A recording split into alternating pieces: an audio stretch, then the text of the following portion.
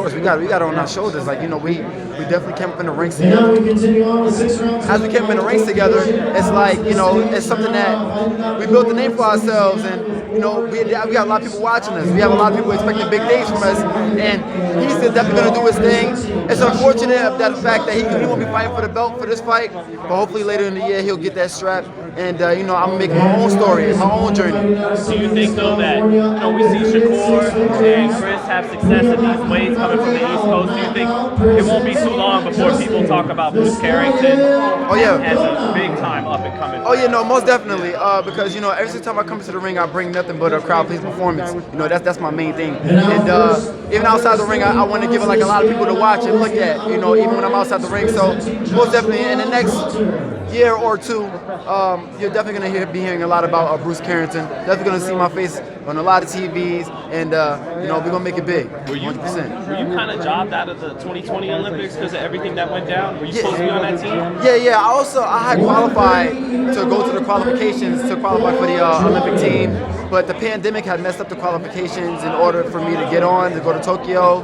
And it was a big loss for me in terms of the opportunity. I dreamt of that my whole life since I was a little kid, but things happen. One door closed, another one opens. I turned pro into the biggest fight of the year, Tyson Fury Wilder 3 on the undercard. It was something that I couldn't even dream of, and I got a big opportunity, showed out, and now I'm 2-0, one knockout. My last fight got a early knockout of the year candidate. We starting off this year real big, real strong, real fast, and we will keep up that momentum.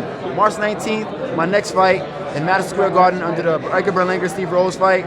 You guys are gonna tune in to the ESPN Plus, and y'all guys are gonna get a real great showing. So what's some of the champions you sparred with? I've definitely, if you want to count Chris Colbert, I've definitely sparred him plenty of times. I sparred Gervonta Davis. I've sparred Shakur Stevenson. The name just goes on, man. I've definitely gotten in the ring with some of the top guys, man, and the experience just gets me better every time. Hey, man, listen, it's a couple of fights coming up. I want to get your predictions on. We have Ugas against Errol Spence. I like that fight. Like, a lot of people think that it's gonna be like an easy fight for Errol Spence, but honestly, Ugas got a lot of grit to him. Ugas likes to fight, and I know you've seen that with Sean Porter. Like, they was going at it, and I feel like he's gonna give Errol some work, but I got Errol winning the fight. All right, we got Charlo and Castano. Charlo and Castano. Oh man, that's a toss-up because that first fight was great. That first fight is a toss-up, and I didn't even know about Brian Castano before the fight. I became a fan of his after that. I ain't even gonna lie to you. So coming into this next fight, I know that both fighters are gonna readjust and come prepared for anything they bring new to the table. It's a toss-up for me, man. I can't call it. All right, last but not least, we got Tyson Fury versus Dillian Whyte. I love Tyson Fury. He's the man. I love Tyson Fury, man. Like Dillian Whyte is good, but it's just Tyson Fury just knows the game. He knows the game too well. I've never seen a guy that big box like him. And it's the reason why he's undefeated in this game. He's at the top of the game, and I feel like he's gonna be the man that's gonna be on the mountain by himself when it's all said and done. And you sparred Shakur. How do you see his fight with Valdez going? Oh yeah, I feel like Shakur is just definitely gonna just outclass him in terms of his boxing ability. He's gonna just pick him apart. He's gonna be a freaking surgeon in there, man. I feel like Valdez is a great fighter, and he has the power and everything to change the fight. He has a puncher's chance, but it's hard to hit Shakur.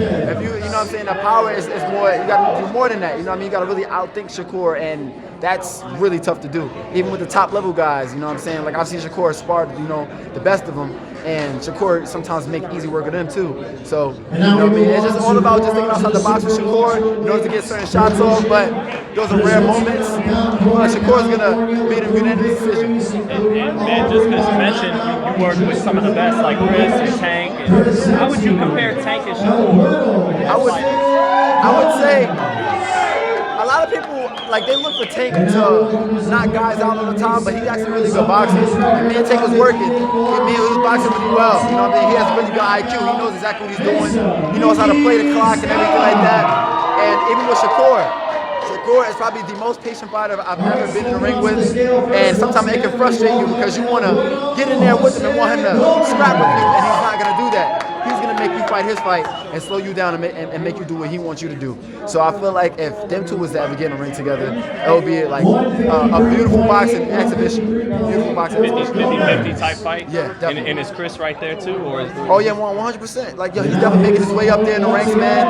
And he's in these talks for a reason. You know what I'm saying? He's definitely in these talks for a reason. He's paying his dues.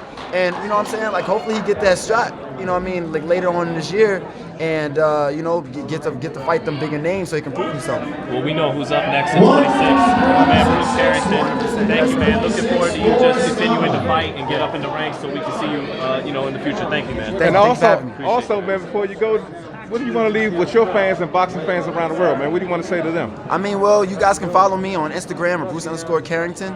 My Facebook is Bruce Carrington Jr. My Twitter, B_Carrington1. I also have my documentary out.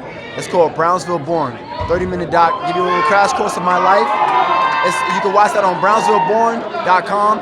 You guys, you know what I mean, can check that out. Hit me up and give me your feedback. Nothing more to be said. Good luck, bro.